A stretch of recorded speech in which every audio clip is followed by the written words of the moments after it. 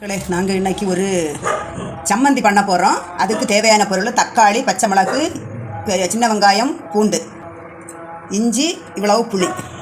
அடுப்பில் வச்சாச்சு. நல்லெண்ணெய் ஊற்றுவோம், கொஞ்சோண்டு நல்லெண்ணெய். இப்படி கீறி வச்சு போடணும். இஞ்சி போடுறோம், ஒரு 10 சின்ன வெங்காயம், ஒரு 10 போல் பூண்டு. இப்படி வகுந்து வச்ச தக்காளி 2 தக்காளி சேர்க்குறோம். கொஞ்சோண்டு கருவேப்பிலை சேர்க்குறோம். கிண்டி விடணும். இந்த புளியையும் சேர்க்குறோம்.